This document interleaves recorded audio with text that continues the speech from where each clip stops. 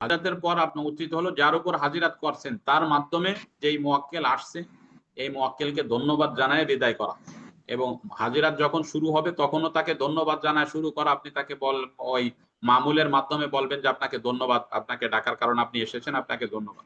বিদায় দেওয়ার সময় আপনি বলেন যে না, আপনার কাছে তথ্য জানতে চেয়েছি, আপনি তথ্যগুলো জানাইছেন, আপনাকে ধন্যবাদ।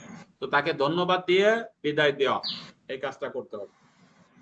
এই কাজগুলো যদি, এই শর্তগুলো যদি আপনার মধ্যে পাওয়া যায় তাহলে আশা করা যায় আপনার হাজিরাত করা অতি সহজ হবে, কোনো অসুবিধা দেখা দিবে। এখন কথা হলো তাদের উপর আমরা হাজিরাত করতে পারবো না, এটা সবসময় মনে রাখতে হবে। গত বছর আমাদের কাছে, আমাদের ফরিদপুর জেলা অথবা যেই ব্যক্তি পূর্ব থেকে জিন অথবা জাদুর রোগে আক্রান্ত, এইরূপ বাচ্চার উপর হাজিরাত করা যাবে না, তাহলে ক্ষতি হওয়ার সম্ভব আছে। 1 নম্বর। 2 নম্বর, যেই নারী গর্ভবতী তার উপর হাজিরাত করা যাবে না।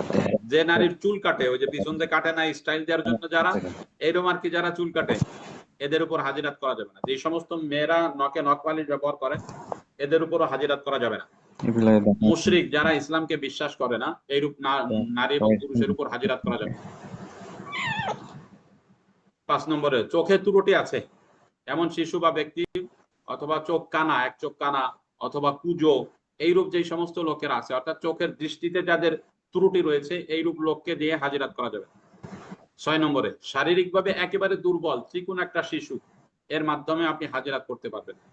এই কয়টা কথা আপনার সবসময় জেনে রাখতে হবে। ইচ্ছা করলেই আপনি এই কারামতি দেখাইতে যায় না, কারণ এই কারামতি দেখাইতে গেলে আপনি ভোগান্তিতে বললেন। ধরেন আবু বকর সিদ্দিক ভাই মাদ্রাসায় চাকরি করে, আর মাদ্রাসায় বাচ্চা একটা আছে, হাজিরাত করছে।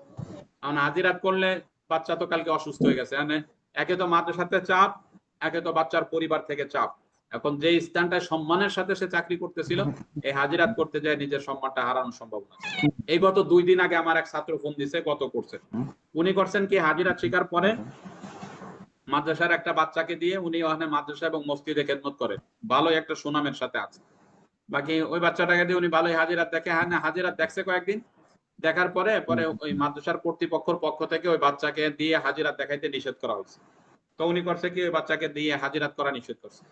আর নিষেধ করার পরে অসুবিধা দেখাতেছে কি, ওই বাচ্চাটা 2 দিন পরে মাদ্রাসা থেকে পালায় চলে গেছে। এখন এই বাচ্চার পরিবারও পাচ্ছে না, এখন কোথায় আছে জানতেছে না। এখন এই হুজুরির পর পড়ছে চাপ যে হুজুর আপনি এই বাচ্চাকে কি করছেন তাই কর। আমরা 2-1 দিন আগে এই বাচ্চাকে আপনারা হাজিরাত করতে নিষেধ করলাম, এখন এই বাচ্চা পাওয়া যাচ্ছে না, কি হয়েছে কোন, হুজুর পড়ে গেছে একটা মহাবিপদ। পরে হুজুর আমার ফোন দিয়েছে, ইমার্জেন্সি কি করা যায়। পরে হারানো ব্যক্তিকে ফিরে পাওয়ার জন্য যে চিকিৎসা আছে এগুলো সব প্রয়োগ করতে বলছে। কি করব, আসলে বাচ্চা তো হুজুরি কারণে যায় নাই, বাচ্চা একা একাই পলাইছে, কিন্তু হুজুর যেহেতু ওই বাচ্চাকে দিয়ে হাজিরাত করাইছেন, হুজুরি পর চাপ পড়ছে। বিষয়টা বুঝছেন? এই জন্য এই বিষয়গুলো সার্বিক দিকটা নজরে রাখে আমরা যে দিক নির্দেশনা দেই বাচ্চাদের ক্ষেত্রে, সেগুলো সামনে আস্তে আস্তে আমরা আলোচনা করবো ইনশাআল্লাহ। হাজিরাতের জন্য সব থেকে উৎকৃষ্ট উপযুক্ত কে? হাজিরাতের জন্য সব থেকে উৎকৃষ্ট উপযুক্ত হলো 10 বছর বয়স অথবা এর থেকে 2-1 বছর কম এইরূপ বাচ্চা, সে মেয়ে হোক বা ছেলে হোক, এর মাধ্যমে হাজিরাত করাটা উৎকৃষ্ট। এর মাধ্যমে যদি শরীর স্বাস্থ্য ভালো থাকে, সুঠাম দেহের অধিকারী থাকে, এইরূপ বাচ্চাকে দিয়ে হাজিরাত করাইলে বেশি ভালো রেজাল্ট, তার উপর হাজিরাত করবে, উভয়ের হেসার করে নেবে। হেসারের জন্য আপনারা যেই পন্থা অবলম্বন করেন সেটা দিয়ে করতে পারেন।